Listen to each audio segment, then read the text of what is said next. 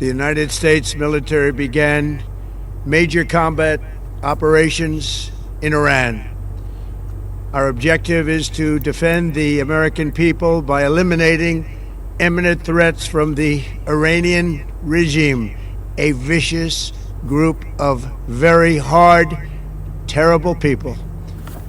Its menacing activities directly endanger the United States, our troops, our bases overseas, and our allies throughout the world. For 47 years, the Iranian regime has chanted death to America and waged an unending campaign of bloodshed and mass murder, targeting the United States, our troops, and the innocent people in many, many countries. Among the regime's very first acts was to back a violent takeover of the U.S. Embassy in Tehran, holding dozens of American hostages for 444 days. In 1983, Iran's proxies carried out the Marine barracks bombing in Beirut that killed 241 American military personnel. In 2000, they knew and were probably involved with the attack on the USS Cole. Many died. Iranian forces killed and maimed hundreds of American service members in Iraq. The regime's proxies have continued to launch countless. A short time ago, Call Allah Yahweh Bashim Yahweh Shai Bashim Kakwadash, double honor to the elders and apostles of Great Millstone of Ruwa. I am not a member, however, I have entered into their labors. Peace and mercy to the sincere brothers and sisters doing this wherever you are, whatever your lot may be. As you can see, we are just that much closer. All right, Joel 2:20 right here.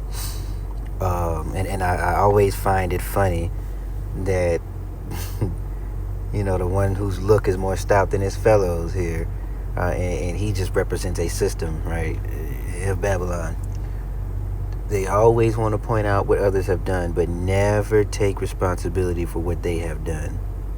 And I hear a little projection as well, right? Terrible criminals and all this other stuff. What about you? What about what E has done? But anyway, this is just a quick news update, man. So you got this, and I want to play another one real quick. Actually, yeah, before we do, let's go ahead and get Joel 2:20 like we said. And as you can see, the least of the flock, boy, he's drawing them out.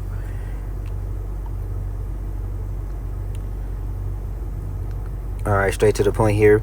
Joel 2:20, but I will remove far off from you the northern armies, and I will drive him into a land barren and desolate, with his face towards the east sea, and his hinder parts towards the utmost sea. And his stink shall come up, and his ill savor shall come up, because he hath done great things. All right.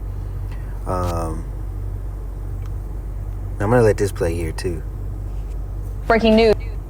Russia has just issued a chilling warning to Israel. Since Israel announced plans to take full control, the world has been in an uproar condemning the move. Now Russia has stepped in, declaring that if Israel dares to proceed, Moscow will not stay silent and could launch severe action.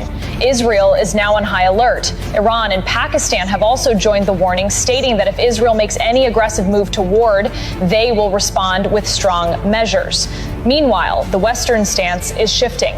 Australia has announced it will officially recognize Palestine as a state, and Germany has halted all exports to Israel in protest.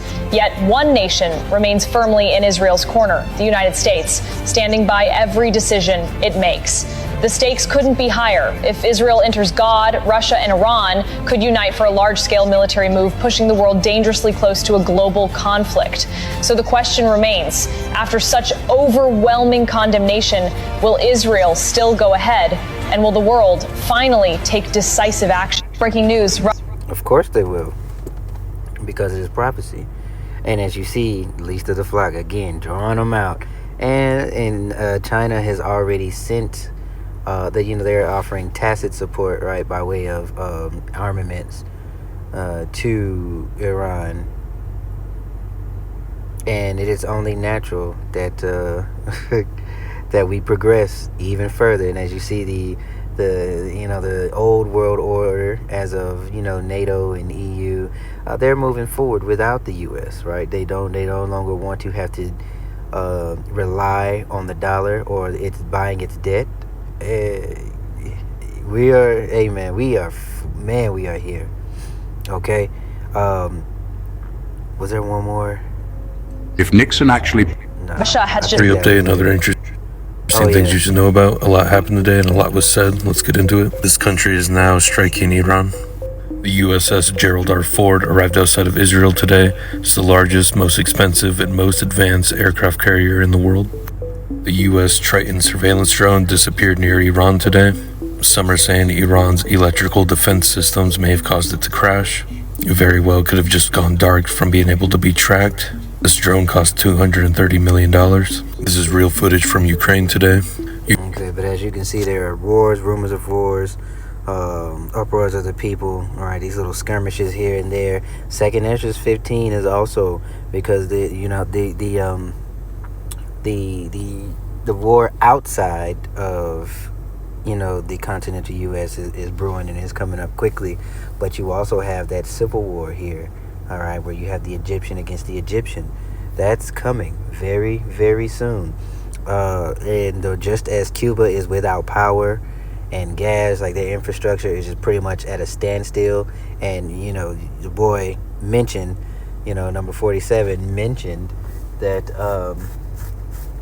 maybe they'll have an easy time or a nice little takeover of Cuba.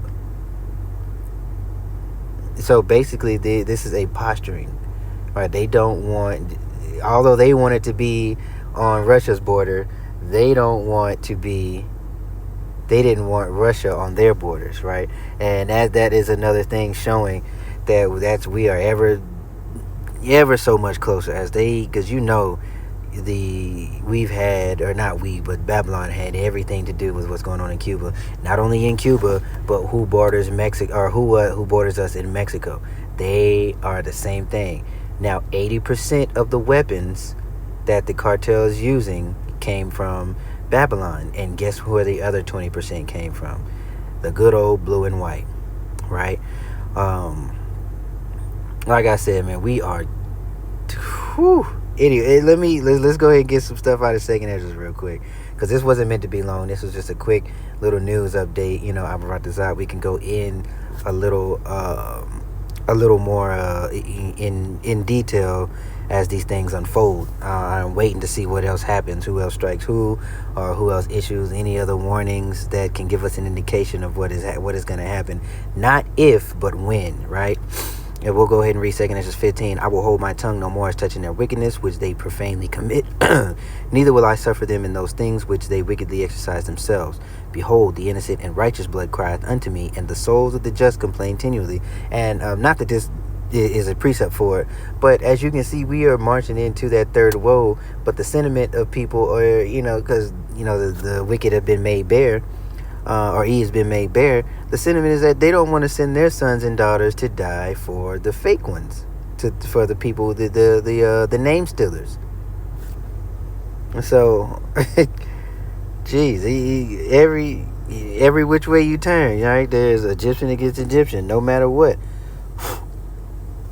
And therefore saith the Lord, I will surely avenge them and receive unto them all the innocent blood from among them. All right. It says, behold, my people is led as a flock to the slaughter, and I will not suffer them now to dwell in the land of Egypt. Scroll on down here, verse 14. Woe to the world and them that dwell therein, for the sword and their destruction draweth nigh.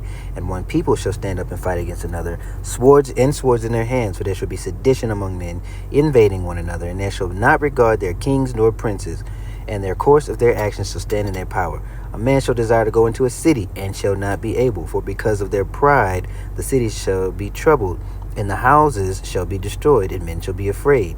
A man shall have no pity upon his neighbor, but shall destroy their houses with the sword, and spoil their goods because of the lack of bread and for great tribulation. We are, that movie Civil War that came out 2 years ago, that is not for entertainment. That is a docuseries. That is a documentary, basically, because that's where we're heading.